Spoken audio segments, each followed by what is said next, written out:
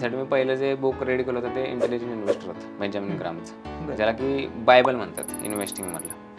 जितकं deep knowledge आहे त्याच्यामध्ये की व्हॅल्यू इन्व्हेस्टिंगची कॉन्सेप्ट आहे हे जगाला पहिल्यांदा त्या पुस्तकानं सांगून दिली. बरोबर. आणि तेव्हा गाईड करायला कोण होतं का तुम्हाला?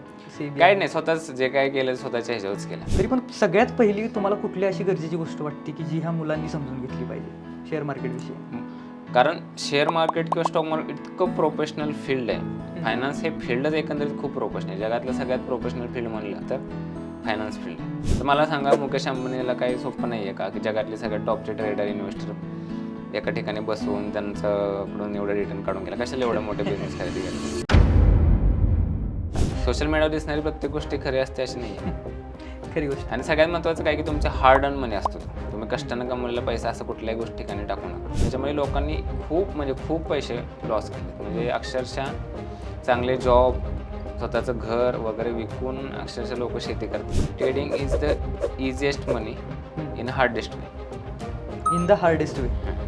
म्हणजे इन्व्हेस्टिंग किंवा ट्रेडिंगच्या फील्डमध्ये स्टार्टिंगला तुमच्याकडे कमी कॅपिटल असेल तेवढी देवाची कृपा समजा. हे आमचे एवढे कॅपिटल आहे, तुम्ही मॅनेज करा आणि आम्हाला महिन्याला 10% द्या, 5% द्या, 10% द्या. तर मी पहिल्या केस म्हणजे फर्स्ट ह्याच्यामध्ये सांगतो की हे गोष्ट वर्कआउट होत नाही, तर आम्हाला अलाउड पण नाही आहे पहिली गोष्ट. की एक XYZ यूट्यूबर होता ज्यानं काहीतरी 700 करोड रुपये कोर्स विकून कमवलेले आणि 150 करोड रुपयाचा त्याचा स्वतःचा पोर्टफोलिओ चालू असतो. तुम्हाला हेच होते की तुम्ही ज्या लोकांवर ट्रस्ट ठेवताय ते ट्रस्टवरती आहेत का, हे तुम्ही थोडं अॅनालाइज केलं पाहिजे. मोस्टली आपल्या याच्या मागचा मोटिव्ह काय आहे की लोकांना अवेअरनेस जनरेट होणे या गोष्टींबाबतीत, हे सगळ्यात महत्त्वाचं आहे. आणि लोकांना अवेअरनेस देणे, प्रॉपरली एज्युकेट करणे, या फील्ड रिगार्डिंग नॉलेज देणे, याचंच आपलं मोटिव्ह आहे. तर मित्रांनो, आज आपल्यासोबत जे गेस्ट आहेत त्यांचं MBA फायनान्स झालं आहे. ते NSE सर्टिफाईड मार्केट प्रोफेशनल आहेत. सोबतच 2023-24 मधले सर्वात तरुण सेबी रजिस्टर रिसर्च ॲनालिस्ट आहेत. तर त्यांच्यासोबत आपण ही पॉडकास्ट करतो आहे. पॉडकास्ट म्हणण्यापेक्षा आपण ही सिरीज करतो आहे. ह्याच्यामध्ये मल्टिपल एपिसोड्स आहेत. ह्याच्यामध्ये आपण इन्व्हेस्टमेंट, ट्रेडिंग, फायनान्स या सगळ्या टॉपिक्सवर बोलणार आहे. सिरीज खूप महत्त्वपूर्ण आणि इन्फॉर्मेटिव्ह राहणार आहे. त्यामुळं ज्यांना कुणाला ही सिरीज ऐकायची आहे किंवा ज्यांना कुणाला या क्षेत्रामध्ये यायचं आहे किंवा ज्यांना इन्कम सुरू आहे आणि पैसे कुठं गुंतवावेत किंवा ह्या सगळ्या गोष्टींमध्ये कन्फ्युजन होतं आहे, तर आपण एक अवेअरनेसचा ह्याच्यामध्ये प्रयत्न करतो आहे, अवेअरनेस करायचा. तर खूप महत्त्वाचा हा एपिसोड आहे, इंट्रोडक्शनचा एपिसोड. आणि पुढच्या सिरीजमध्ये पण तुम्ही कंटिन्यू करा. आणि बिझनेसवालाचं फेसबुक पेज, इंस्टाग्राम पेज आणि व्हॉट्सअप पेज ह्या तिन्ही पेजेसला फॉलो करा. थँक्यू.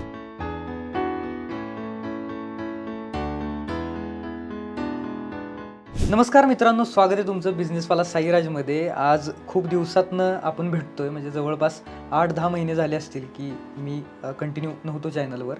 आपल्या स्टुडिओचं काम सुरू होतं आणि थोडीशी गडबड सुरू होती, थोडा लाईनअप चालू होता की कशा पद्धतीनं चांगला कॉन्टेंट ऑडियन्सपर्यंत आणता येईल, चांगली माणसं आणता येतील. तर इंट्रोच्या पार्टमध्ये तुम्ही बघितलं आहे की आपल्यासोबत ओमकार आज इथं स्टुडिओमध्ये आहेत, जे की मार्केट एक्सपर्ट आहेत. तुम्ही त्यांचा पोर्टफोलिओ ऐकला आहे आणि डिटेलमध्ये ऐकलं आहे की ह्या पॉडकास्टमध्ये काय एक्झॅक्ट चर्चा होणार आहे. तरी पण मी थोडंसं सांगतो की आपण अवेअरनेस, ट्रेडिंग, इन्व्हेस्टमेंट आणि ओव्हरऑल फायनान्स रिलेटेड जेवढ्या गोष्टी आहेत तर तेवढ्या त्यांच्याकडनं जाणून घेणार आहे. आणि सिरीज खूप फायदेशीर आहे, इंटरेस्टिंग आहे. तुम्ही कंटिन्यू राहिलात तर तुम्हाला 100% ह्या सिरीजचा फायदा होईल. ह्याच्यामध्ये कुठल्याही पद्धतीचं आपण काहीच प्रमोट करत नाही आहे की तुम्ही कुठली गोष्ट केली पाहिजे. पण आम्हाला दोघांना पण असं वाटतं आहे की माझ्याकडे यंत्रणा आहे, त्यांच्याकडे नॉलेज आहे. तर आमची अशी चर्चा झाली की आपण व्ह्युअर्सला काहीतरी क्वालिटी देऊयात, त्यांचं नुकसान होऊ नये. आत्ता जे काही मिसलीड केलं जातं आहे मार्केटमध्ये तर त्याला कुठंतरी थांबा यावा किंवा लोकांना थोडंसं क्लिअर व्हावं की आपण चुकीच्या दिशेनं नको जायला. ह्याच्यासाठी आपण ही सिरीज करतो आहे. तर तुम्ही 100% ह्या सिरीजचा फायदा घ्यावा. ज्यांना कुणाला ह्याच्यामध्ये इंटरेस्ट आहे, इन्व्हेस्टमेंट, फायनान्स आणि जे काही ट्रेडिंग आणि ह्या सगळ्या गोष्टी आहेत, तर त्यांच्यापर्यंत तुम्ही ही पॉडकास्ट शेअर करावी. आज ही पहिली पॉडकास्ट आहे, ह्याच्यामध्ये इंट्रोडक्शन होईल, थोडासा त्यांचा प्रवास आपण जाणून घेऊ.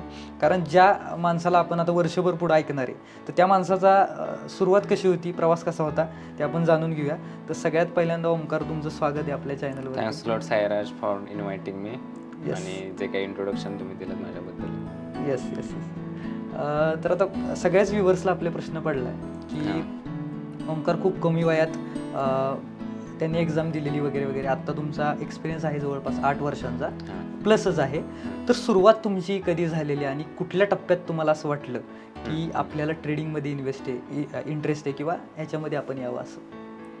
तर ॲक्च्युअल माझी सुरुवात आहे 2014 साली, म्हणजे ज्यावेळेस BJP गव्हर्नमेंट इलेक्शन जिंकले होते त्यावेळेस मार्केटमध्ये खूप ऑप्टिमिस्टिझम होतं. म्हणजे स्टॉक्स मार्केट इतकं जबरदस्त रॅली दिले होते त्यावेळेस की काय काही स्टॉक्स डबल ट्रिपल असे झाले होते. कारण नवीन गव्हर्नमेंट होतं, एक्सपेक्टेशन्स खूप हाय होत्या.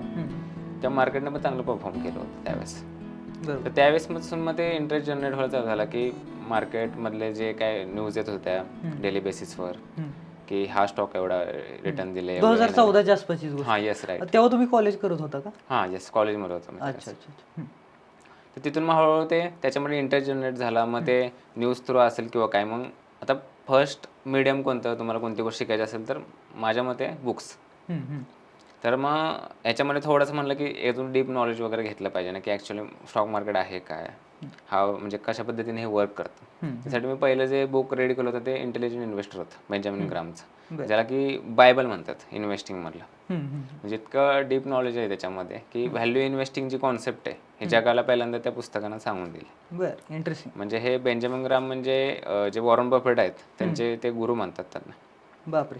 त्यानंतर मग मी पीटर लीच यांचं वन अपॉन वॉल स्ट्रीट हे एक पुस्तक वाचलं. याच्यामध्ये ग्रोथ इन्व्हेस्टिंगचं जो काय ओव्हरऑल डेप्थ आहे त्याच्यामध्ये समजून आले. म्हणजे जे इन्व्हेस्टिंग त्याच्यामध्ये जे स्टाईल त्यांनी सांगितले आहेत की तुम्ही डे टू डे लाईफमध्ये जे काही गोष्टी वापरता, व्हॉट एव्हर, मग ते फूड रिगार्डिंग असेल किंवा तुमचं ग्रूमिंग रिगार्डिंग असेल, जे काही लागतं तुम्हाला त्या रिगार्डिंग ज्या ज्या कंपनीज आहेत त्यामध्ये तुम्ही इन्व्हेस्ट केलं तर तुम्हाला आयडिया आहे की प्रोडक्ट कसं आहे, तुमचा स्वतःचा एक्सपिरियन्स कसा आहे, त्या बेसिसवर तुम्हाला एक अंदाज येतो की हां कंपनीचा प्रोडक्टची क्वालिटी कशी आहे, सर्व्हिस कशी आहे, किंवा त्याच्यामध्ये तुमचा एक्सपेक्टेशन्स किंवा तुमचा एक्सपिरियन्स काय, ह्याच्यावरून एक कंपनीचा अंदाज लावता येतो की चांगले आहे का नाही. मग त्याच्यासारख्या कंपनीजमध्ये तुम्ही इन्व्हेस्ट करू शकता. कारण कसं की तुम्ही एंड कन्झ्युमर आहे आणि तुम्हाला त्या प्रोडक्टबद्दल आयडिया आहे. त्याच्यावरून तुम्हाला समजतं की प्रोडक्ट चांगलं आणि त्याचा कंपनीचा रेव्हेन्यू पण चांगला असेल, प्रॉफिटेबिलिटी चांगली असेल, ओव्हरऑल बिझनेस चांगला असेल. बरोबर. त्यामुळे तशा कंपन्यांमध्ये तुम्ही इन्व्हेस्ट केलं तर ग्रोथ व्हायचे चान्सेस जास्त आहे. ते हा एक जो पॉईंट होता तो त्यांनी फर्स्ट टाइम आणला मार्केटमध्ये. मग असा करत हळूहळू मग म्हटलं की, आणि कसं मोस्टली मला रिसर्च या फील्डमध्ये खूप इंटरेस्ट आहे पहिल्यापासून, कारण माझे ॲनालिटिकल स्किल्स चांगले होते कॉलेजमध्ये सुद्धा. त्यानुसार मग मी पुढे ती जर्नी चालू ठेवली, शिकत राहिलो. आणि जे प्रोफेशनली जी जर्नी चालू झाली ते झाली इंजिनिअरिंग नंतर. ज्यावेळेस माझं 2021 साली इंजिनिअरिंग संपलं, मी जे बॅचलर्स ऑफ इलेक्ट्रॉनिक्स अँड टेलिकम्युनिकेशनमध्ये माझं डिग्री परस्यू केली. त्यानंतर मग मी ठरवलं की आता याच्याकडे थोडं प्रोफेशनल वेने बघायचं. बरोबर. त्यानंतर मग मी MBA फिनान्स केलं 2 वर्ष. त्याच्यामध्ये पूर्ण सिक्युरिटीज मार्केट असेल, पूर्ण कॅपिटल मार्केट, बॉन्ड मार्केट वगैरे इन डेप्थ सगळं त्याचा स्टडी केला. त्यानंतर मग मी नॅशनल इन्स्टिट्यूट ऑफ सिक्युरिटीज मार्केटची रिसर्च अॅनालिस्ट ही एक्झाम क्रॅक केली. त्यानंतर मी नॅशनल स्टॉक एक्सचेंजच्या 3 एक्झाम दिल्या. त्यानंतर मला नॅशनल स्टॉक एक्सचेंजकडून NSE सर्टिफाईड मार्केट प्रोफेशनल हे डेसिग्नेशन भेटलं. त्यानंतर मग मी सेबीला अप्लाय केलं, सिक्युरिटी एक्सचेंज बोर्ड ऑफ इंडियाला. म्हणजे सेबीचं आपण सांगितलं सुरुवातीच्या ह्याच्यामध्ये, पण सेबीमध्ये तुम्हाला एक्झाम देताना क्रायटेरिया हा सगळा आहे का की ह्या सगळ्या एक्झाम तुम्ही क्रॅक केल्या पाहिजे? हो, राईट, एक्झॅक्टली. म्हणजे कसं आहे की तुम्ही NISM सर्टिफाईड एनालिस्ट हे तर पाहिजेच, प्लस तुमच्याकडं पोस्ट ग्रॅज्युएशन पाहिजे फायनान्स फील्डमधलं, जसं की माझं MBA मध्ये होतं, MBA फायनान्स. त्यानंतर मी अजून मला इंटरेस्ट खूप होता किंवा मला थोडंसं माझी नॉलेज खूप वाढवायचं म्हणून मी ते नॅशनल स्टॉक एक्सचेंजच्या 3 एक्झाम दिलं होतं. त्यानंतर मला ते NSE certified market professional designation भेटलं. मग ते झाल्यानंतर जे सेबीचं ऑथराईज आहे, सेबी रजिस्ट्रेशन अॅनालिस्ट हे लायसन्स आहे, एवढं क्वालिफिकेशन भेटल्यानंतरच ते भेटतं. त्यासाठी मग मी अप्लाय केलं. ऑलमोस्ट 6 मंथ्सचा पिरियड गेला ते पूर्ण माझं व्हेरिफिकेशन व्हायला वगैरे, क्वालिफिकेशन जे क्रायटेरिया आहे ते मीट केल्यानंतर, माझा एक्सपिरियन्स वगैरे बघून मग त्यांनी मला ते लायसन्स दिलं 2023-24च्या आसपास. त्यावेळेस मी इंडियामधला सर्वात यंगेस्ट होतो हे अचीव केलेलं. आपली चर्चा झाली त्याच्यावर. हो, राईट. आणि ऍक्च्युली तेव्हाचा काळच असा होता 23च्या आसपासचा, लॉकडाऊन नुकता संपलेला आणि लोकांना तेव्हा क्लिअर होत गेलं. म्हणजे मला पण ऍक्च्युली त्या काळात हे क्लिअर झालं की शेअर मार्केटमध्ये असं वर्क होतं बाबा शेअर मार्केट. आणि त्या काळात सेबी रजिस्टर होणं ही गोष्ट खूप इंटरेस्टिंग. म्हणजे काय अवेअरनेस नव्हता. म्हणजे मी ज्यावेळेस झालो त्यावेळेस फक्त 1500 लोक होते संपूर्ण इंडियामध्ये. बाप, इंटरेस्टिंग. मग तेव्हा तुम्हाला फॅमिलीकडनं किंवा असं तुमच्या फ्रेंड्सकडनं जेव्हा तुम्ही सांगायचं की आता मी सेबी रजिस्टर रिसर्च अॅनालिस्ट आहे, तर तेव्हा काय रिॲक्शन असायच्या? म्हणजे लोकांना तेवढं माहीतच नव्हतं ना त्या तेच काळात. मोस्टली तोच प्रॉब्लेम मार्केटमध्ये, जी जेन्युन जी वेल क्वालिफाईड लोक आहेत किंवा सेबीने अलॉट केलेले लोक आहेत त्यांबद्दल लोकांना आयडियाच नाही आहे. जे काही सोशल मीडियावर दिसते तुम्हाला तेच वाटते की हीच लोक जेन्युन आहेत. ॲक्च्युअलमध्ये जे काही जेन्युन लोक आहेत किंवा त्यांच्याकडे इनफ नॉलेज आहे, त्यांच्याकडे इनफ एक्सपिरियन्स आहे, तीच लोक सेबी रजिस्टर्ड होऊ शकतात. कारण तेवढं क्वालिफिकेशन लागतं तुम्हाला, त्याशिवाय ते लायसन भेटत नाही किंवा ते डेसिग्नेशन पण भेटत नाही. खरं. म्हणजे तसा प्रवास कठीणच होता. हां, मोस्टली येस. बरोबर. आणि तेव्हा गाईड करायला कोण होतं का तुम्हाला की सेबी गाईड नाही, स्वतःच जे काय केलं स्वतःच्या ह्याच्यावरच केलं, रिसर्च करून वगैरे. पुढे काय करू शकतो याच्यामध्ये, आपलं नॉलेज कसं अजून त्याच्यामध्ये डेप्थ कशी वाढवू शकतो, आणि इन डिटेल कोणत्याही गोष्टीमध्ये कसं राहतं, रिसर्च म्हणल्यानंतर तुम्हाला त्याच्या मुळापर्यंत जावं लागतं. मुळापर्यंत जाऊन काय त्याचे प्रॉब्लेम्स आहेत, काय गोष्टी आहेत, ते पूर्ण त्याचे कॅरेक्टरिस्टिक्सपासून पूर्ण त्याची कुंडली काढण्यासारखं आहे. सेम मराठी भाषेत बोललं तर आपलं. बरोबर. खूप डिटेल. हां, डिटेलमध्ये खूप अभ्यास करावा लागतो त्याचा. बरोबर. आता तुम्ही ॲक्च्युली तेव्हा सेबी रजिस्टर झाला, पण आता नवीन मुलांच्या बाबतीत असं होतंय, म्हणजे मी जे बघतोय, म्हणजे माझे पण खूप फ्रेंड्स आहेत आणि ओळखीचे लोक आहेत, तर त्यांना एक्झॅक्ट ही क्लिअरिटी नाही आहे की आपण शेअर मार्केट करतोय कशासाठी मुळात. तर कुठली अशी गोष्ट आहे की जी ह्या मुलांनी समजून घेतली पाहिजे सगळ्यात पहिली मार्केटमध्ये येताना, किंवा कुठल्याही प्रकारचं, म्हणजे नॉर्मली SIP जरी करायची असेल किंवा काही करायचं असेल, ट्रेडिंग जरी करायचं असेल, तरी पण सगळ्यात पहिली तुम्हाला कुठली अशी गरजेची गोष्ट वाटते की जी ह्या मुलांनी समजून घेतली पाहिजे शेअर मार्केट विषयी? तर आता यामध्ये दोन गोष्टी महत्त्वाच्या आहेत. ते म्हणजे कंटिन्युअस लर्निंग आणि दुसरं म्हणजे डिसिप्लिन. म्हणजे कोणत्याही फील्डमध्ये तुम्ही एंटर करत असाल तर नॉलेज हे सर्वात महत्त्वाची गोष्ट आहे. म्हणजे एक उदाहरण द्यायचं म्हणलं तर आता तुम्हाला इंजिनियर बनायचं आहे, त्याच्यासाठी तुम्ही काय करता, 4 वर्ष त्याची डिग्री घेता, प्रॉपर त्याच्यामध्ये नॉलेज घेता, त्या इंडस्ट्रीबद्दल, त्या फील्डबद्दल व्यवस्थितरित्या डीपमध्ये जे काय लर्निंग असेल, तुमच्या स्किल्सेस असतील ते बिल्ड करता. त्यानंतर तुम्ही 4 वर्षानंतर कॅपेबल होता की हां, आता मी त्या क्षेत्रामध्ये किंवा त्या फील्डमध्ये जॉब करू शकतो किंवा बिझनेस करू शकतो. खरं. बरोबर. म्हणजे तुम्ही तेवढं शिकल्याशिवाय तिथे तोपर्यंत पोहोचू शकत नाही. बरोबर. म्हणजे जॉब करू शकत नाही किंवा बिझनेस करू शकत नाही. सेम गोष्ट आपण इकडे का अप्लाय करत नाही. म्हणजे लोकांचं कसं आहे की शेअर मार्केटमध्ये बघताना असं आहे की लगेच मी आलो मला लगेच पैसे त्याच्यातून इन्कम जनरेट व्हायला पाहिजे, किंवा मी इन्व्हेस्ट केले आज 1 लाख त्याच्यात लगेच 10 लाख झाले पाहिजेत. आणि इथंच मोस्ट ऑफ फ्रॉड होतात किंवा म्हणजे पैशांची जी ग्रीड आहे किंवा हव्यास आहे, या एका गोष्टीमुळे सर्वात जास्त लोक लॉसमध्ये. कारण ही गोष्ट अशी आहे की लोकांना जे काही समोर दिसते त्याच्यावर ते विश्वास ठेवतात, जे काही लोक त्यांना इन्फ्लुएन्स करतात किंवा जे काही सोशल मीडियावर त्यांना दिसते त्याच्या बेसिस त्यांना वाटते की हां अशा गोष्टी आहेत आणि यात असंच एवढे पैसे बनतात, 1 कोटीचे 10 कोटी 100 कोटी असं वगैरे वगैरे असं लोकांना वाटतं. ती गोष्टच पहिली समजून हां, घेतली पाहिजे, प्रॅक्टिकल विचार करून, आणि असं जादूचं झाड नाही आहे. बरोबर ना, की तुम्हाला आज पैसे टाकले एका रात्री त्याचे डबल झाले वगैरे, असं कधी वर्क झालेलं नाही आणि कधी होऊ शकत नाही, आणि ते सस्टेनेबल पण नाही आहे. कारण शेअर मार्केट किंवा स्टॉक मार्केट इतकं प्रोफेशनल फील्ड आहे. फायनान्स हे फील्डच एकंदरीत खूप प्रोफेशनल आहे. जगातलं सगळ्यात प्रोफेशनल फील्ड म्हणलं किंवा इन डेप्थ रिसर्चवालं फील्ड म्हणलं तर फायनान्स फील्ड आहे. त्याच्यामध्ये फायनान्समध्ये मल्टिपल स्ट्रीम्स आहेत, स्टॉक मार्केट असेल किंवा बाकीच्या गोष्टी असतात. म्हणजे एवढ्या लेवलचा रिसर्च किंवा त्याच्यावर स्टडी चालतो की तुम्ही इमॅजिन पण नाही करू शकत. पण ते कसं झालं की लोकांनी त्याचं नाव इतकं खराब केलं मार्केटमध्ये की त्याचा बघण्याचा दृष्टिकोनच तसा झालेला आहे. आता कसं राहतं की सिम्पल एक माइंडसेट सांगतो, ज्यावेळी लोक मार्केटमध्ये एंटर करतात, मार्केटचं एक नेचर म्हणा काय की सुरुवातीला तुम्हाला प्रॉफिट देणार, 1-2 वेळा प्रॉफिट देणार. मग लोकांचं काय करावं होतं की अरे यार मार्केटमध्ये तर पैसे बनत आहेत, मग मी 10,000 टाकले, मला त्याच्यावर 3,000 रुपये भेटले. मग काय होतं याच्यातनं वाढतं हव्यास वाढतं आणि डोक्यात कॅल्क्युलेशन चालू होतात की मी 10,000 टाकलेले, त्याचे 3,000 मला भेटले, मग तेच मी समजा 1 लाख टाकले, तेच 10 लाख टाकले असते तर मला 13 लाख झाले असते, 1 कोटी टाकले असते 30 लाख, असं हे कॅल्क्युलेशन डोक्यात चालू होतं. इथून मग माणूस तो अडकत जातो, कारण त्याची तेवढी कॅपॅसिटी नसती, फायनान्शियली तो तेवढा स्टेबल नसतो, तरी सुद्धा ते कुठून तरी ह्याच्याकडून पैसे घे, ह्याच्याकडून लोन घे, हे करून करून लोक त्याच्यामध्ये टाकतात आणि लॉस करून घेतात. तर लॉसमध्ये सुद्धा फ्युचर्स आणि ऑप्शन, जे ऑप्शन ट्रेडिंग आहे त्याच्यामध्ये खूप पर्सेंटेज जास्त, म्हणजे फ्युचर आणि ऑप्शन्समध्ये ऑलमोस्ट 93% लोक पैसे लॉस करतात. हे सेबीचा डेटा आहे एव्हरी इयरचा, तर जस्ट रिसेंटली मागच्या महिन्यात पण आला. याचे हेच कारण आहेत की तुम्हाला नॉलेज नाही आहे त्या फील्डमधलं, तरी तुम्ही ब्लाइंडली त्याच्यात येत आहे, कोणाच्या सांगण्यावरनं कोणाचं तरी बघून आणि त्याच्यात पैसे टाकताना लॉस करताय. हे काही बरोबर नाही. कोणत्याही क्षेत्रात तुम्हाला नॉलेज पाहिजे, तुम्ही त्याच्यामध्ये एक्सपिरियन्स घेतला पाहिजे, त्यानंतर तुम्ही ते इन्व्हेस्ट करू शकता. म्हणजे सेम लॉजिक जे आपण डे टू डे लाईफमध्ये वापरतो तेच इकडे पण वापरा ना. खरं म्हणजे तिथे तुम्ही आपण म्हणजे बघतानाच कसं होतं की आता माझं असं आहे की ओमकार माझ्यासोबत माझ्या कॉन्टॅक्टमध्ये येतं आणि त्यांचं एवढं प्रॉफिट जनरेट होतंय, हां, म्हणजे मी आज नवीन येतोय माझं तेवढं झालं होत अशा नाही. माइंडसेटनं हां, लोक लोक येतात. येतात बरोबर. तिथं प्रॉब्लेम होतं पुढं. तेच चुकीचं आहे. आणि सगळ्यात महत्त्वाचं काय की लोक सगळ्यात जास्त अट्रॅक्ट होतात ट्रेडिंग वगैरे या फील्डकडे. ट्रेडिंगकडे का इन्स्टंट तर मनी. हां, इन्स्टंट मनी. म्हणजे आज मी 1,00,000 टाकले की लगेच पुढच्या महिन्यामध्ये 10,00,000 होणार ट्रेडिंग करून. त्यात काय मी एकदम 24/7 मला वर्क करायचं नाही, एकदम मस्त आणि फ्रीडमवाला लाईफ जगणार म्हणजे आहे. अजून एक गोष्ट आहे बरं का, म्हणजे माझ्या पण एक दोन मित्रांच्या बाबतीत असं झालं की त्यांनी एका व्यक्तीला पैसे दिले मार्केटमध्ये लावायला आणि त्याचं असं होतं की तुम्ही 10,000 रुपये दिलेत, दर महिन्याला तुला 2,000 रुपये बी हां, देणार. हां. हे अशा जे काही आहेत आता ही किती म्हणजे ही प्रॅक्टिकल गोष्टच नाहीये मुळात. आता तुम्हाला पर्सेंटेज वाईज सांगायचं म्हणलं हेच उदाहरणाचं, तर 10,000चे 2,000 रुपये तुम्हाला दर महिन्यामध्ये म्हणजे 20% रिटर्न भेटतात तुम्हाला. या जगात महिन्याचे महिन्याचे 20%. म्हणजे वर्ष किती झाले?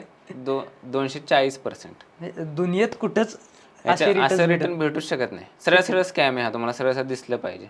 साहजिक आहे. म्हणजे असं तुम्हाला बोललं तर तुम्ही म्हणलं पाहिजे की तुम्ही त्याच्या मागचं इन्व्हेस्टिगेशन केलं पाहिजे की तुम्ही कसं मिळतंय, हे शक्यच नाहीये, तुम्ही कसं काय लोकांना मग हे करताय. त्या व्यक्तीनं साहजिक आहे ना, मग त्या व्यक्तीनं 10% 15% वर कुठनंही पैसे उचलले असते ना, वर्षाचे 15%. हो, बरोबर आहे ना. म्हणजे तो स्वतः 10% पैसे उचलले आणि इकडे मग 240% तुमच्याकडनं का घेतोय ना पैसे? हां, मग तेच ना. एवढं साधं सिंपल लॉजिक आहे त्याच्यामध्ये. आणि दुसरी गोष्ट जर एवढं सोपं असतं तर मुकेश अंबानी वगैरे मोठे बिझनेसमॅन्स आहेत. त्यांच्याकडे जी आता रिलायन्सचं जर उदाहरण घ्यायचं म्हणलं, रिलायन्स इंडस्ट्रीजचा लाईक फायनान्शियल टर्म्समध्ये किंवा फंडामेंटल अनालिसिसमध्ये आम्ही रिटर्न ऑन इन्व्हेस्टमेंट किंवा रिटर्न ऑन कॅपिटल एम्प्लॉयड हे 2 टर्म्स वापरतो, की इनिशियल कॅपिटल किती टाकलं आणि त्याच्यावर त्याने रिटर्न्स किती रिटर्न्स किती जनरेट केले. जनरेट केले, बरोबर. राईट. तर रिलायन्सचं किती असला अंदाज आहे? तुम्हाला काय वाटतं की त्यांनी टाकलेलं कॅपिटल किती पर्सेंट रिटर्न ते 10-12% असू शकतो. इयरली? हां, आहे. रिलायन्सचा 9 to 10% रिटर्न्स आहेत फक्त. बरं. एवढं कॅपिटल म्हणजे ते लाखो करोडोंचं कॅपिटल ज्यावेळेस टाकलंय त्यांनी, हम्म. त्यावेळेस त्यांना आता 10 to 12% रिटर्न येतात. तर मला सांगा मुकेश अंबानीला काही सोपं नाही आहे का की जगातले सगळ्यात टॉपचे ट्रेडर इन्व्हेस्टर एका ठिकाणी बसवून त्यांच्याकडून एवढं रिटर्न काढून गेला? कशाला एवढा मोठा बिझनेस करायची गरज आहे? खरी गोष्ट. त्यामुळे आपल्याला समजलं पाहिजे की काय गोष्टी वर्क होतात काय नाही, याचा तुम्ही स्वतःहून थोडासा लॉजिकल विचार केला पाहिजे. प्रॅक्टिकल विचार केला पाहिजे. म्हणजे कोणतरी बोलतंय म्हणून ते होतंय हां, इन्फ्लुएन्स व्हायची गरज नाहीये. सोशल मीडियावर दिसणारी प्रत्येक गोष्टी खरी असते अशी नाहीये ना. खरी गोष्ट. आणि सगळ्यात महत्त्वाचं काय की तुमचा हार्ड अर्न मनी असतो तो. तुम्ही कष्टानं कमवलेला पैसा असं कुठल्याही गोष्टी ठिकाणी टाकू नका. कारण कसं आहे की त्यातून बाहेर पडणं खूप अवघड होतं परत. मग लोन वाढणे वगैरे, फायनान्शियल स्ट्रेस येणे. मग तुम्ही त्यामुळे काय होतं की तुमची ग्रोथ थांबते. दुसरी गोष्ट प्रेशर अंडर येतं तुम्ही, स्ट्रेस वाढतो. फॅमिलीला थोडे प्रॉब्लेम्स होतात. त्याने कसं असतं की तुम्ही जॉबमध्ये सुद्धा सॅटिस्फाईड नसलं तर तुम्ही तो स्विच करू शकत नाही. का? तर आपल्या माहिती असते की हां, आपल्याला लोनचं बर्डन आहे, ॲट एनी कॉस्ट पैसे रिटर्न द्यायचे. त्यामुळे तुम्ही तिथे स्टक आणि म्हणजे मी हे पण गोष्ट ऑब्झर्व केली की असं काही नाहीये की फक्त तरुण मुलं किंवा असं ह्याच्यामध्ये आहेत. बऱ्यापैकी रिटायर झालेली माणसं आणि अशी लोक पण ह्याच्यामध्ये अडकतात. बरं, ह्याच्यामध्ये रिटायर्डच फक्त नाही, बँकेतनं रिटायर झालेली माणसं पण ह्याच्यामध्ये नाही ना, बरोबर, ऑब्विस. आणि कुठंतरी म्हणजे असं साधी सिंपल गोष्ट आहे की ही माणसं लॉजिक का लावत नाहीत असं कुठंतरी मनात वाटतं. आता ह्याच्यात कसं असतं की पिच करणारा माणूस खूप हुशार म्हणलं पाहिजे त्यांना. हो, खूप पिच करणारा असेल किंवा त्यांचं जे ब्रेन वॉश केलं जातं. आणि जवळचीच माणसं असतात जी लोक अशा ऑफर घेऊन येतात, त्याच्यामुळे ते कसं असतं, हे रिटायरमेंट झालेले लोक आहेत त्यांच्याकडे असतं प्रोव्हिडंट फंड किंवा रिटायरमेंट फंड असतो, तर ते पैसे कुठेतरी टाकायचे असतात. मग असं कोणतरी रँडमली पर्सन त्यांना भेटतो, आम्हीच दाखवतो काहीतरी, कशाला टाकताय त्या ह्याच्यामध्ये, बँकमध्ये किंवा FD करताय किंवा पोस्टामध्ये टाकताय, त्याच्याऐवजी मी सांगतो मला याच्यामध्ये टाका, तुम्हाला महिन्याला एवढे 5% 10% रिटर्न तुम्हाला मिळते. आणि ह्याच्यामुळेच हे लोक एवढे पैसे डुबतात. दुसरी गोष्ट, हे PMS जे आहेत, पोर्टफोलिओ मॅनेजमेंट सर्व्हिसेस जे चालवतात की आम्ही पैसे तुमचे मॅनेज करतो, त्याच्यात तुम्हाला 5% 10% रिटर्न देतो, हे 100% फ्रॉड आहे. कारण सेबीनुसार almost across India hardly 300 to 400 जे ऑथराइज PMS आहेत त्यांनाच फक्त अलाउड आहे की ते सर्व्हिसेस देऊ शकतात, बाकी सगळे इलिगल आहेत. म्हणजे इव्हन आमच्या फील्डमध्ये बोललो तर रिसर्च अनालिस्ट फक्त आता एक्झिस्टिंग 1600-1700 असतील, त्या लोकांनाच अलाउड आहे की तुम्ही त्यांना जेन्युइन ॲडवाइस देऊ शकता, रेकमेंडेशन देऊ शकता, कारण त्यांच्याकडे तेवढं कॅपेबल इनफ नॉलेज आहे, एक्सपिरियन्स आहे, त्यामुळे तो प्रॉपरली गाईड करू शकतात. खरं. आणि हे कोविड नंतर जे इतकं वाढलेलं आहे सगळं ट्रेडिंग वगैरे या फील्डमध्ये, ट्रेडिंगमध्ये पैसे बनत नाही असं नाही, मग त्याला एक राईट अप्रोच असतो किंवा त्याच्यामध्ये प्रॉपर तुम्हाला सिस्टीम सेटअप्स माहीत पाहिजे, तुमचा तेवढ्या लेवलचा रिसर्च पाहिजे, एक्सपिरियन्स पाहिजे, तर तुम्ही ते करू शकता. खरं. आणि कसं आहे की ऑप्शन्स ट्रेडिंग म्हणजे अशी गोष्ट आहे की तुम्ही 10व्या मजल्यावरून उडी मारल्यासारखी. म्हणजे याच्यामध्ये 100% तुम्ही माहिती आहे की तुम्ही मरणारच आहे, तरी पण तरी मारायचं. मारायचे. तिथं देवावर विश्वास ठेवायचा. हां, राईट. अशी गोष्ट आहे. कारण आहे म्हणजे ऑप्शन्स ट्रेडिंगमध्ये पैसे बनत नाही असं नाही. डेरिव्हेटिव्ह मार्केटमध्ये फ्युचर्स आणि ऑप्शन्सलाच आपण डेरिव्हेटिव्ह मार्केट म्हणतो, सेगमेंट सेपरेट आहे. याच्यामध्ये पैसे बनतात, पण त्याला काहीतरी वे आहे सर्टन किंवा त्याच्यामध्ये तेवढ्या लेवलचा रिसर्च पाहिजे, काही गोष्टी असतात, टूल्स योग्य असतात. गायडन्स पाहिजे मला असं वाटतं. राईट. आणि कुठंतरी यूट्यूबला बघून किंवा होत नाही अशातला भाग नाही, पण मोस्ट ऑफ केसेसमध्ये नाही होत मी जे बघितलंय. आता तुमच्या बाबतीत पण असं झालं की तुम्ही सुरुवात करून खूप काळ झालेला आणि तुम्ही करत होता, स्वतः पण ट्रेडिंग करता ऑब्विसली आणि इन्व्हेस्टिंग वगैरे सगळ्याच गोष्टी. पण तुमच्या बाबतीत कधी अशी मोमेंट आली की ज्या मोमेंटला तुम्हाला कॉन्फिडेंटली वाटलं की हा हे माझ्यासाठी? जसं मी बोललो की ते जे कॉलेज डेजमध्ये पण माझं ते स्टडी रिसर्च चालत असायचं याच्यावर. आणि ॲनालिटिकल स्किल्स खूप महत्त्वाचे आहे याच्यामध्ये. म्हणजे रिसर्च जे फंडामेंटल रिसर्च असतो तुमचा पूर्ण, आता आमच्या फील्डमध्ये आम्ही टॉप डाऊन ॲनालिसिस किंवा बॉटम अप्रोच या गोष्टी वापरतो की पूर्ण तुमचं मॅक्रो इकॉनॉमिक्सपासून स्टडी करत ते बॉटमपर्यंत यायला लागतं तुमच्या कंपनीपर्यंत, मग इंडस्ट्री असेल, सेक्टर असेल वगैरे. त्यानंतर मग ते कंपनीचं रिसर्च करणे, त्याचं पूर्ण बिझनेस मॉडेल समजून घेणे, त्याचं रेव्हेन्यू मॉडेल समजून घेणे, या सगळ्या गोष्टीला लागतो ॲनालिटिकल स्किल्स. आणि मॅथमॅटिकली थोडंसं आपली म्हणजे त्या याच्यामध्ये थोडंसं स्ट्रेंथ चांगली होती, म्हणजे मॅथमॅटिक्स वगैरे चांगलं असल्यामुळे थोडंसं इझी जात होतं मला. त्यावेळेसच मी ठरवलं की हां, आपल्यासाठी सुटेबल फील्ड आहे आणि याच्यामध्ये आपण चांगल्या पद्धतीनं काम करू शकतो. आता हे लायसन घेणे वगैरे या गोष्टींचं मागचं रिझन असं आहे की ज्या गोष्टी मी मागच्या 5 ते 6 वर्षात बघितलेल्या आहेत त्याच्यामध्ये लोकांनी खूप म्हणजे खूप पैसे लॉस केलेत. म्हणजे अक्षरशः चांगले जॉब, स्वतःचं घर वगैरे विकून अक्षरशः लोक शेती करतात आणि करोडो रुपयांचे लोन करून ठेवलेले आहेत वगैरे. तिथून आता बाहेर पडायचं कसं, हा प्रश्न आहे लोकांना. मग मला वाटत होतं की जेन्युनली आपल्याला काहीतरी काम केलं पाहिजे मार्केटमध्ये, की लोकांना प्रॉपर गाईड करणे, अवेअरनेस देणे की ॲक्च्युअलमध्ये काय गोष्टी वर्क करतात, काय करत नाहीत. म्हणजे आता कसं की तुम्हाला एक सिम्पल उदाहरण सांगतो. 20 वर्षापूर्वी जेव्हा इन्शुरन्स पॉलिसी चालू होता त्यावेळी ते जे म्युच्युअल फंड ते इन्शुरन्स पॉलिसी विकणारे जे एजंट होते ते काय म्हणून विकायचे की तुम्ही हे पॉलिसी घ्या आणि तुमचे 10-15 वर्षानंतर एवढं एवढं त्याचे रिटर्न मिळतील, त्याचे दुप्पट होतील पैसे, तिप्पट होतील वगैरे. आता ही सेम गोष्ट तिथं असंच लोकांनी ऑप्शन्स ट्रेडिंगमध्ये किंवा ट्रेडिंगमध्ये करून टाकलं की हे घ्या, ऑप्शन्स घ्या, कॉल बाय करा एवढा जाईल, पुट बाय करा एवढा जाईल, नेकेड कॉल बाय करा. आणि ह्याच्यामध्ये काय झालं, लोकांना वाटतं की 10 रुपयाचे 20 रुपये होतात, हिरो झिरो कर, कुठं ते 10 रुपयाचं कॉल घे, 20 रुपयाला वेग, 30 रुपयाला. ह्या गोष्टी खूप रेअरली करतात आणि करत जरी असलं तरी त्याला एक वे असते पद्धत. ते प्रॉपर वेनंच केलं तर तुम्ही याच्यामध्ये पैसे बनवू शकता. म्हणजे ट्रेडिंग फील्डमध्ये असं बोललं जातं की trading is the easiest money in hardest way. In the hardest way. म्हणजे पैसा दिसतो पण तो कमवायला जे स्किल सेट लागतं ते तेवढेच डिफिकल्ट. खरं.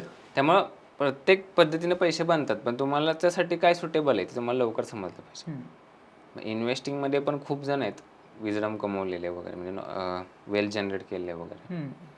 पण त्यांनी पण ते असं नाही की ब्लाइंडली आलेत, आपले हार्ड अर्न मनी किंवा रिटायरमेंटचे फंड आलेत घेऊन डायरेक्टली कोणाच्या भरोसा टाकलेत वगैरे. असं नाही, हे योग्य नाही आणि ते कधी वर्क झालं नाही, कधी वर्कआउट होणार पण नाही. अजून कुठलं तुम्हाला अशी गोष्ट वाटते की आत्ता 2026 मध्ये पण तो खूप मोठा गैरसमज लोकांच्या मनात अजून मार्केटविषयी?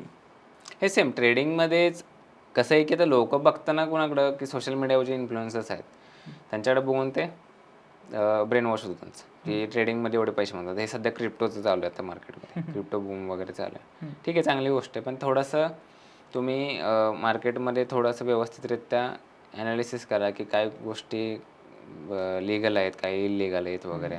खरंच एवढे पैसे बनतात का तुम्हाला चुकीचं काहीतरी स्वप्न दाखवले जातात वगैरे. या गोष्टीत थोडंसं ॲनालिसिस करा, कारण क्रिप्टो ऑलरेडी इंडियामध्ये बॅन आहे आणि क्रिप्टोचे ऑफिशियल असे कोणते प्लॅटफॉर्म्स नाही आहेत मोस्टली जे रेग्युलेटेड आहेत सेबीकडून. त्यामुळे याच्यामध्ये फ्रॉड व्हायचे चान्सेस खूप जास्त आहेत. बर. आणि क्रिप्टोमध्ये पण स्पेसिफिक ज्या INRच्या ज्या करन्सी आहेत स्पेसिफिक 3 ते 4 त्याच्यामुळेच अलाउड आहे ट्रेडिंग करणं. आता कसं झालंय की आता सध्या मार्केटचा थोडा ट्रेंड बदलत चाललाय. मागच्या 3 ते 4 वर्षापूर्वी इंडियन मार्केटमध्ये लोक खूप होते, आता हळूहळू ती क्रिप्टोकडे चालू आहे. फॉरेक्स आणि क्रिप्टोमध्ये काय डिफरन्स? ते सेम म्हणजे फॉरेक्स म्हणजे कसं की फॉरेक्स ट्रेडिंग म्हणजे करन्सीजमध्ये ट्रेडिंग होतं आणि क्रिप्टो म्हणजे जे क्रिप्टो करन्सीज आहेत त्याच्यामध्ये ट्रेडिंग होतं. फॉरेक्सचा व्हॉल्यूम वगैरे खूप जास्त आहे, सगळ्या गोष्टी आहेत, पण कसं ते इंडियामध्ये बॅन आहे. दुसरी गोष्ट की जे प्लॅटफॉर्म्स आहेत एक्झिस्टिंग ते खूप म्हणजे इलिगल तर आहेच, पण त्याच्यावर किती ट्रस्टवर्दी आहेत ते आपण सांगता येत नाही, कारण ते रेग्युलेटेड पण नाही आहेत सेबी थ्रू. त्यामुळे तुमचा समजा पैसे टाकले ते निघाले नाहीत तुमचे पैसे वगैरे, तर अशा पण खूप केसेस झालेल्या आहेत. खरे खरे विड्रॉ झाले नाहीत तर Withdraw काय नाहीत वगैरे, उपयोग नाही right. त्याचा. किंवा जरी विड्रॉ केले तरी ते इनलिगल आहेत ना, येस राईट. तुम्ही करण्यात पण त्याच्यामध्ये काय इन्कम पॉईंट टॅक्सची तुम्हाला नोटीस येऊ शकते वगैरे, बऱ्याच गोष्टी आहेत. त्यामुळं तुम्ही कोणत्याही फील्डमध्ये उतरा, म्हणजे इंडियन स्टॉक मार्केटमध्ये पण पैसे बनतात, पण त्याला पद्धत आहे व्यवस्थित आहेत. त्या इन्व्हेस्टिंग थ्रू बनवू शकता, तुमचे ट्रेडिंग थ्रू बनवू शकतात, तुम्ही स्विंग ट्रेडिंग करू शकता, बऱ्याच गोष्टी मल्टिपल गोष्टी आहेत. मग तुम्हाला जे सूट होते ते बघितलं पाहिजे. म्हणजे कसं आहे की मासाला तुम्ही त्याचं हे काय त्याची स्ट्रेंथ काय की ते पाण्यामध्ये पोहू शकतो. त्यात माशाला तुम्ही झाड तडायला लावलं तर जमेल का त्याला? नाही जमू शकत. किंवा हत्तीला सांगितलं की झाड तोडून दाखव किंवा पाण्यात पोहून दाखव, नाही जमणार ना. प्रत्येकाचे एक हे असतं, म्हणजे एक पर्सनॅलिटी असते किंवा त्याला जे सुटेबल गोष्ट आहेत त्यामध्ये तो बेस्ट करू शकतो. खरे. त्यामुळे तुम्हाला अर्ली स्टेजमध्ये कळलं पाहिजे माझ्यासाठी काय बनलेलं आहे. आणि मी तर सगळ्यांना रेकमेंड करतो की तुमच्या इन्व्हेस्टिंग किंवा ट्रेडिंगच्या फील्डमध्ये स्टार्टिंगला तुमच्याकडे कमी कॅपिटल असेल तेवढी देवाची कृपा समजा. का तर 100% तुमचे जाणार आहेत पैसे. का तुम्ही सुरुवातीची फेज ही लर्निंग फेज हां, म्हणजे असं गोष्ट झाली की मला सांगा एखाद्या 12वी झालेला मुलगा आहे, त्याने इंजिनिअरिंगची डिग्री नाही घेतली, डायरेक्ट जॉब करतो इंजिनिअरचा, तो किती पर्सेंटमध्ये सक्सेस होऊ शकतो त्याच्यामध्ये, किंवा तो तेवढ्या लेवलचं काम करू शकतो का जो प्रोफेशनल आहे? ऑब्व्हियसली नाही ना. सेम इथं पण तसंच आहे. त्यामुळे स्टार्टिंगला तुम्ही येत आहे तर कमी पैसे इन्व्हेस्ट करा किंवा ट्रेड करा, मार्केट व्यवस्थित शिका आणि पहिले 1 ते 2 वर्ष तर ते F&O फ्युचर अँड ऑप्शन्सकडे बघूच नका. म्हणजे ती गोष्ट एक्झिस्ट करते हेच विसरून जावं. खरे. तुम्ही आधी बेसिक्सपासून ट्राय करा, मार्केट कसं वर्क करतं, कंपनीज कशा रन होतात, कंपनीज लिस्ट कशा होतात, हे शेअर मार्केट का बनलेलं आहे, म्हणजे त्याचं इन्व्हेंट कोणी केलं, कशासाठी बनलेलं आहे, त्याच्यामधून कंपनीज कसे पैसे रेज करतात, कॅपिटल IPO थ्रू असेल किंवा ऑफर फॉर सेल असेल IFS थ्रू वगैरे बऱ्याच गोष्टी. याचं तुम्हाला नॉलेज पाहिजे बेसिकली. त्यामुळे स्टार्टिंगच्या फेजमध्ये तुम्ही बेसिक गोष्टी शिका आणि हळूहळू तुम्हाला जसं जसं नॉलेज गेन होईल, एक्सपिरियन्स गेन होईल, तसं तसं मग थोडे पैसे टाकायला चालू करा. आधी इन्व्हेस्टिंगपासूनच चालू करा, मग हळूहळू शिफ्ट व्हा थोड्या गोष्टी. मग तुम्हाला समजेल पहिल्याच फेजमध्ये की आपल्यासाठी काय बनलंय. असं खरं. इंटरेस्टिंग. म्हणजे जेवढे आत्तापर्यंत मुद्दे झाले ते खूप महत्त्वाचे आहेत. म्हणजे जी लोक आत्ता ट्रेडिंग करतात त्यांना पण ही गोष्ट क्लिअर झाली असेल की आत्ता त्यांचं काय चुकतंय, कुठं चुकतंय. अजून एक गोष्ट आहे की यूट्यूबवर आणि इतर सोशल मीडिया प्लॅटफॉर्मवर जी लोक ट्रेडिंग शिकवतात आणि एखादा सेबी रजिस्टर रिसर्च अॅनालिस्ट असणं किंवा त्यातला एक्सपर्ट अजून माणूस असणं आणि त्यानं सांगणं, तर किती फरक पडतो? कारण मोस्ट ऑफ केसेसमध्ये नाही होत, पण कुठं कुठं चांगले क्रिएटर पण असतात, त्यांच्याकडनं जनरेट पण होते, चांगल्या पद्धतीने गाईड केलं जाते. तर किती फरक पडतो ह्या गोष्टी? आता कसं आहे की सर्वात महत्त्वाचं आहे एक्सपिरियन्स. एक्सपिरियन्स कसं की ज्या चुका त्या माणसानं केलेल्या आहेत तो व्यवस्थित ते सांगू शकतो की कुठं कुठं तो चुकू शकतो. पुढचा माणूस जो नवीन आहे त्याला प्रॉपरली तो सांगू शकतो की हां या चुका केलेल्या आहेत किंवा या गोष्टी केल्या नाही पाहिजे. हा प्रॉपरली त्याला गाईड करू शकतो, कारण तेवढं त्याच्याकडे एक्सपिरियन्स आहे, नॉलेज आहे. ज्या फील्डमधलं नॉलेज आणि एज्युकेशन महत्त्वाचं आहे ते त्याच्याकडे आहे, कारण सेबीचा तो क्रायटेरिया तसा आहे. ती झाली पहिली गोष्ट. दुसरी गोष्ट कसं आहे की सेबी रजिस्ट्रेशन नुसतं शिकवत नाहीत किंवा एज्युकेशन देत नाहीत. त्यांचं महत्त्वाचं काम असतं की मार्केटचा रिसर्च करणे, तुम्हाला स्टॉक रेकमेंडेशन्स देणे, इन्व्हेस्टमेंट्स ॲडवाईस देणे, ट्रेडिंग रिगार्डिंग गाईड करणे असेल किंवा त्याच्या रिगार्डिंग जे काही रिसर्च करणे असेल. म्हणजे पूर्ण तो आमच्याकडे पूर्ण इकॉनॉमी लेवलचा, त्यानंतर पूर्ण इंडस्ट्री सेक्टर कंपनी या लेवलचं काम चालतं. म्हणजे पूर्ण डीप रिसर्च करणे, त्या बेसिसवर आम्ही क्लायंट्सला पोर्टफोलिओवर बनवून देतो. पूर्ण मार्केट डेटा ॲनालाइज करणे किंवा मग आता आम्ही याच्यामध्ये शॉर्ट टर्ममध्ये ट्रेडिंगचे काय असतील गोष्टी त्या रेकमेंड करणे, असे मल्टिपल गोष्टी असतात. म्हणजे इवन आम्ही B2B मध्ये जर मोठे म्युच्युअल फंड्स हाऊसेस असतील जे तुमचे म्युच्युअल फंड मॅनेज करतात किंवा ॲसेट मॅनेजमेंट कंपनी म्हणतो त्याला, त्यांना पण आम्ही B2B मध्ये त्यांना पण रेकमेंडेशन देऊ शकतो हम्म. किंवा म्हणजे लिगलच आहे, म्हणजे हा, legal आहे. लायसन असलेल्या माणसाला हे सगळं लिगल आहे लिगल आहे. तुम्ही रेकमेंडेशन देऊ शकता, इन्व्हेस्टमेंट ॲडवाइस देऊ शकता, ते पूर्ण लिगल आहे. राईट. सोशल मीडियावर तेवढी गॅरंटी नाही आहे ॲक्च्युली. हां, नाही ना. ते कसं राहतं की as a SEBI registry channels कडून तुम्ही घेता ॲडवाईस म्हणल्यानंतर ते पर्सन, पहिली गोष्ट तो ऑथराईज आहे, त्याला नॉलेज आहे. दुसरी गोष्ट सेबीची रिस्पॉन्सिबिलिटी आहे किंवा त्या पर्सनची रिस्पॉन्सिबिलिटी असते की तुम्हाला जे काही गोष्टी तो देणार आहे तो जेन्युनच असल्या पाहिजेत, त्याचं त्याच्यामध्ये काही इंटरेस्ट नसला पाहिजे. तसं त्याचे रूल्स रेग्युलेशन्स खूप स्ट्रिक्ट आहेत सेबीचे. खरं. ते तुम्हाला ॲज अ बिईंग त्या पोझिशनला असल्यानंतर तुम्हाला ते ॲट एनी कॉस्ट फॉलोच करावे लागतात, त्याला ऑप्शन नाही आहे. बरोबर. त्यामुळे हे तर फ्रॉडलंट किंवा फ्रॉड करणे ह्या गोष्टी येत नाहीत. दुसरी गोष्ट, सेबी रजिस्टर्ड जे ॲनालिस्ट आहेत लोक, ते कोणाचे पैसे घेत नाहीत किंवा ते बिहाफ ऑफ कोणाचे मॅनेज करत नाहीत की तुम्हाला कमिटमेंट करत नाहीत की 5% रिटर्न पाहिजे, 10% पाहिजे, असल्या गोष्टी याच्यामध्ये चालत नाहीत. खूप प्रॅक्टिकल. एखादं उदाहरण सांगा की तुमच्याकडे एखादा व्यक्ती असा आलेला आणि त्यांना असं काहीतरी काय म्हणतो प्रॅक्टिकल अगदीच नसलेली गोष्ट अपेक्षित केलेली तुमच्याकडनं. आता कसं राहतं की लोक मोस्टली येतात की हे आमचे एवढे एवढे कॅपिटल आहे, तुम्ही मॅनेज करा आणि आम्हाला महिन्याला दर पर्सेंट द्या, 5% द्या, 10% द्या. तर मी पहिल्या केस म्हणजे फर्स्ट ह्याच्यामध्ये सांगतो की हे गोष्ट वर्कआउट होत नाही, तर आम्हाला अलाउड पण नाही आहे पहिली गोष्ट फंड किंवा तुमचं कॅपिटल मॅनेज करायला.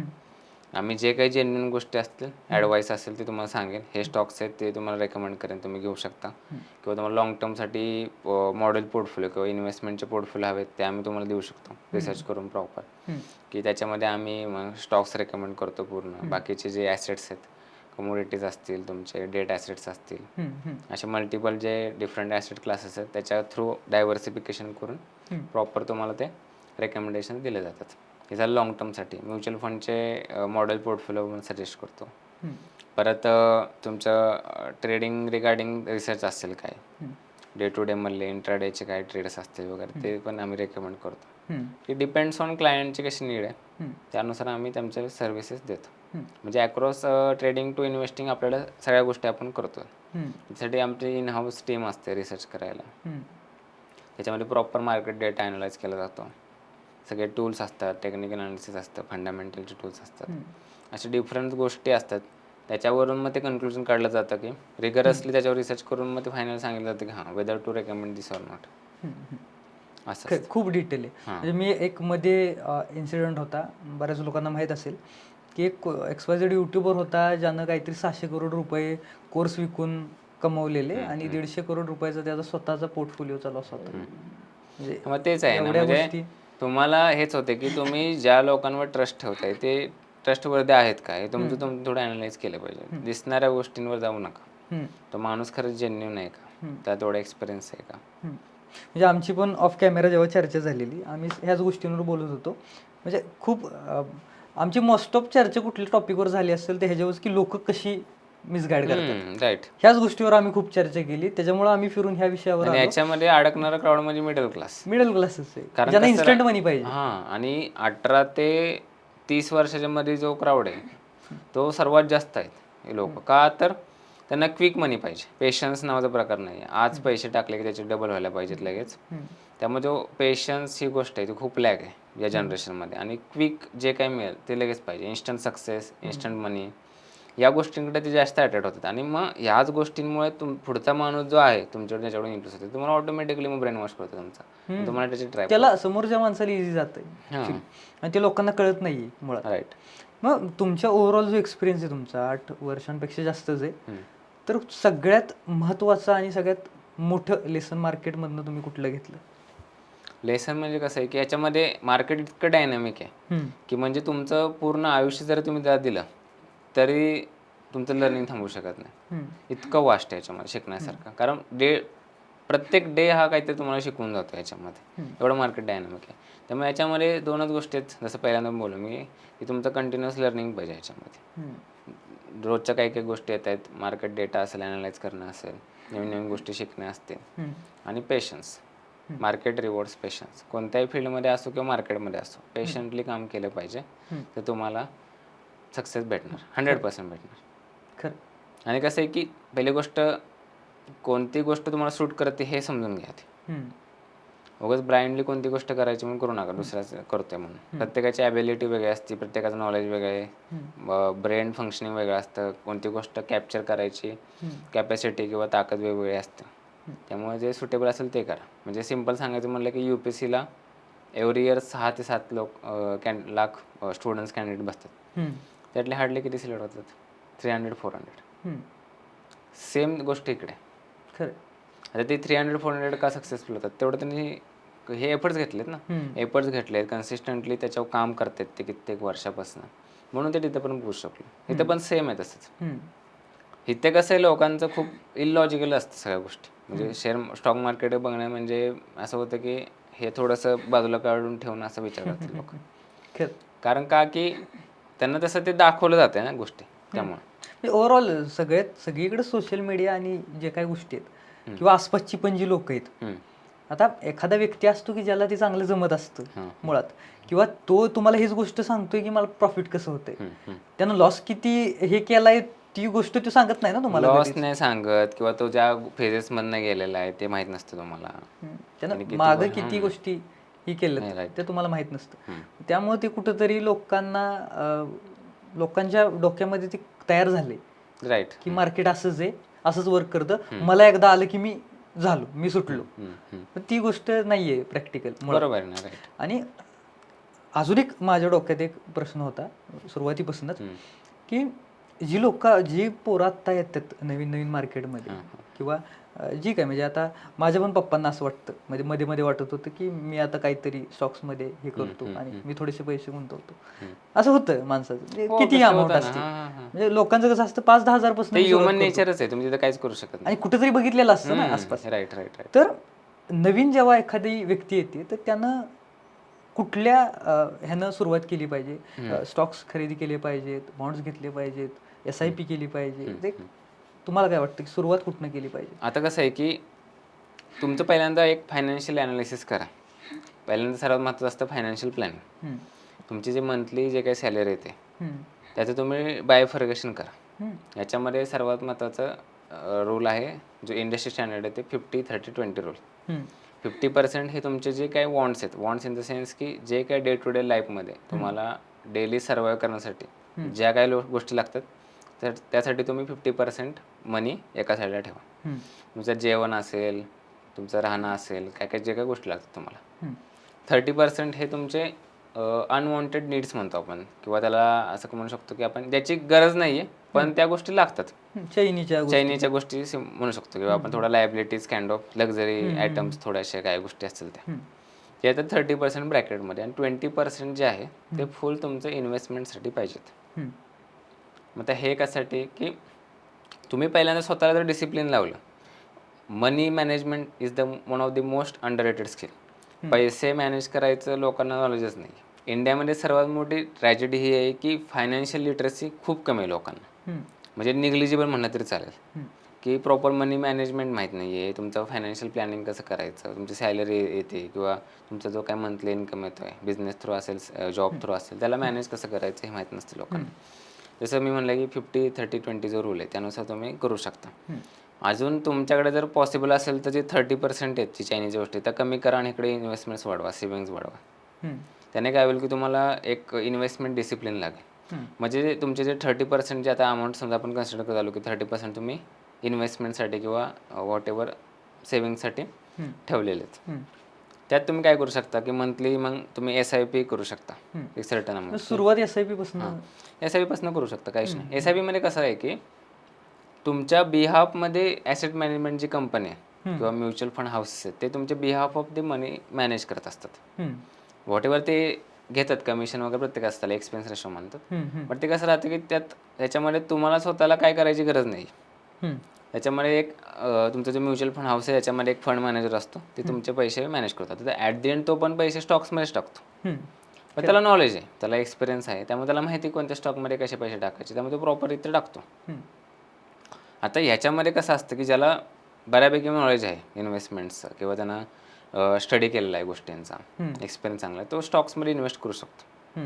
स्टॉक्समध्ये इन्व्हेस्ट करा प्रॉपरली. चांगले चांगले स्टॉक्स आहेत जे फंडामेंटली स्ट्रॉंग आहेत, बिझनेस मॉडेल त्यांचे चांगले आहेत, रेव्हेन्यू मॉडेल चांगले आहेत, त्याचा स्टडी करा व्यवस्थितरित्या. आणि थोडंसं एक इन्व्हेस्टमेंट ॲक्युमेंट नावाचा एक प्रकार असतो की तुम्हाला सेन्स कळलं पाहिजे की ट्रेंड काय चालू आहे, आपली इकॉनॉमी कुठं चालू आहे, GDP कुठं चालू आहे, किंवा इंडियामध्ये जे फ्युचर सेक्टर्स कोणते आहेत, काय याच्यामध्ये कुठं डेव्हलपमेंट होऊ शकते, त्या रिगार्डिंग जे स्टॉक्स असतील त्याच्यामध्ये तुम्ही इन्व्हेस्ट करू शकता. पण त्याच्यामध्ये असं नाही की ब्लाइंडली कोणत्याही स्टॉकमध्ये टाकले पाहिजे. तुम्ही त्याचा थोडासा अभ्यास करा की स्टॉक ही स्पेसिफिक कंपनी काय करते, कोणत्या इंडस्ट्रीमध्ये काम करते, यांचे प्रोडक्ट्स काय आहेत, सर्व्हिसेस ते काय आहेत. म्हणजे आपण ह्या सिरीजमध्ये ते डिटेल सांगू हा सर्व म्हणजे तुमचा म्युच्युअल फंड पासून कसे म्युच्युअल फंड निवडायचे, SIP कशी करायची, स्टॉक्स कसे कुठल्या निवडायचे म्युच्युअल फंड मध्ये टाकायचं हे आपण सांगणार सांगणार नाही. फक्त तुम्हाला मी एक जनरल ॲड देऊ शकतो. म्हणजे मुळात तुम्ही कुठं मिसगाईड होऊ नये यासाठी चाललंय. येस, म्हणजे प्रॉपर कोणते स्टॉक्स कसे निवडायचे काय, याचा एक ओव्हरऑल तुम्हाला एक आयडिया देईल की कसं करता येईल. ट्रेडिंग करायचं असेल तर कोणत्या सेगमेंटमध्ये करायचं, कसं करायचं, याचं आपण डिटेलमध्ये याच्यामध्ये गो थ्रू करणार आहे. अजून साधारण कुठले टॉपिक आपण घेणार आहे, थोडं व्ह्युअर्सला सांगितलं तर बरं. आता जसं आता जस्ट एक्झाम्पल दिलं आपण फायनान्शियल प्लॅनिंग, त्याच्याबद्दल थोडंसं बोलणार आहोत. त्यानंतर म्युच्युअल फंड असेल, SIP कसं करायची, त्याच्यामध्ये HWP आहे, तुमचं आता नवीन SIF आलेलं आहे, ते कसं करायचं, किंवा स्टॉक्समध्ये कसे इन्व्हेस्ट करायचे पैसे, किंवा तुम्ही ह्याच्यामध्ये ट्रेडिंगमध्ये करायचं असेल तर कोणत्या गोष्टी तुम्ही केल्या पाहिजेत, कोणत्या गोष्टी नाही केल्या पाहिजेत, त्याच्यामध्ये काय काय गोष्टी आहेत, कोणत्या गोष्टी वर्क करतात.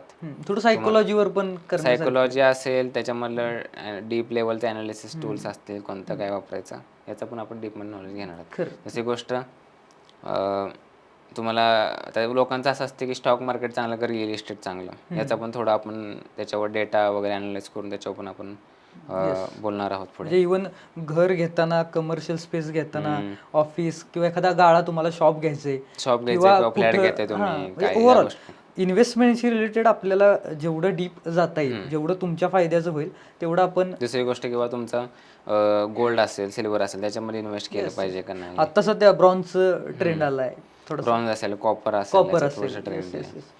मग याच्या गोष्टीमध्ये कसं राहतं की तुम्हाला माहित पाहिजे की कोणत्या ॲसेटमध्ये किंवा कोणत्या गोष्टीमध्ये तुम्ही कधी इन्व्हेस्ट केलं पाहिजे. कसं असते, ह्या गोष्टी सायकलमध्ये वर्क करतात. म्हणजे कसं की कधी स्टॉक मार्केट चांगलं परफॉर्म करतं, कधी रिअल इस्टेट करतं, कधी तुमच्या कमोडिटीज लाईक गोल्ड सिल्वर चांगलं परफॉर्म करतं, कधी तुमचे डेट इन्स्ट्रुमेंट्स लाईक बॉन्ड्स वगैरे असतात ते परफॉर्म चांगले करतात.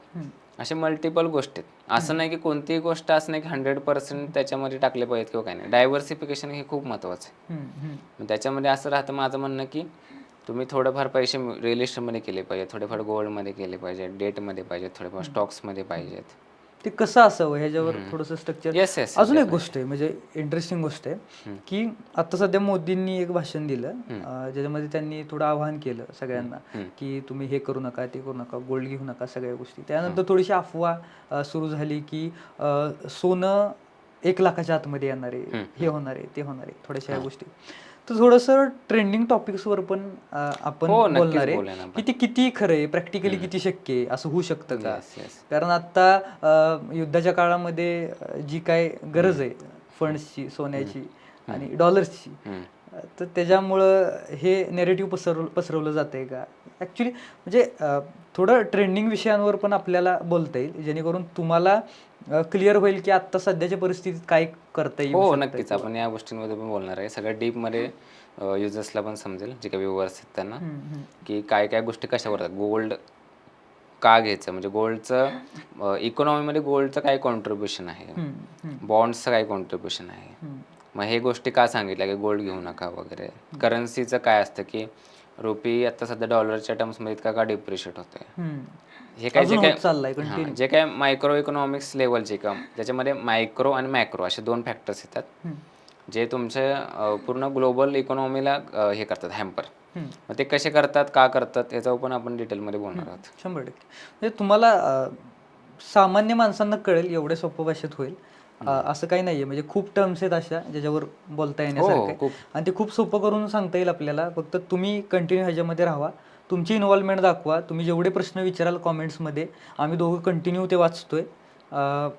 आपल्याला भविष्यात लाईव्ह करता येईल. थोडासा बघणारा ऑडियन्स आपल्याकडे तयार झाला तर आपल्याला पण त्याच्यामध्ये अजून थोडेसे व्हिडिओज क्वालिटी वाढवता येईल.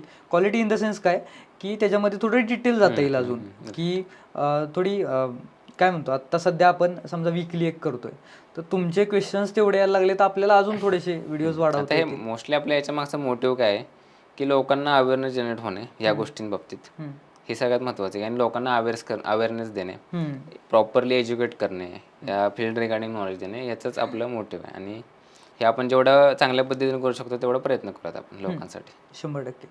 तर तुम्हाला ह्याच्याबद्दल काय वाटतंय थोडंसं कमेंटमध्ये सांगा. थोडं ॲक्टिव्ह राहावा कमेंटमध्ये. तुम्हाला जर असं वाटत असेल की आपण या मंथपासूनच एक लाईव्ह करावी मंथ एंडला, तर तुम्ही ते पण सांगा. आपण एखादी लाईव्ह करू ज्याच्यामध्ये थेट व्ह्युअर्सचे जे काय महिन्याचे क्वेश्चन्स आहेत ते फिल्टर करून घेता येतील, जे की खरंच गरजेचे आहेत आणि तसं पण आपल्याला करता येईल. अजून तुमच्या काय सूचना असतील त्या पण सांगा आणि तुम्हाला हा एपिसोड कसा वाटला आम्हाला कमेंटमध्ये सांगा. खूप डिटेल आपण गेलो नाही, थोडं इंट्रोडक्शन आणि यासाठी आपण हा एपिसोड केला आहे. त्यामुळे पुढं खूप इंटरेस्टिंग एपिसोड येणार आहेत, खूप नॉलेजेबल असणार आहे. त्यामुळे तुमच्या प्रतिक्रिया नक्की सांगा, आम्ही सगळं वाचतोय. जर तुम्हाला हा व्हिडिओ आवडला असेल तर हा व्हिडिओ लाईक करा, बिझनेसवाला साईराजला सबस्क्राईब करा, इंस्टाग्रामला फॉलो करा आणि कंटिन्यू राहावा, इतरही एपिसोड बघत राहावा जे काही चॅनलवर पडतं आहे. थँक्यू.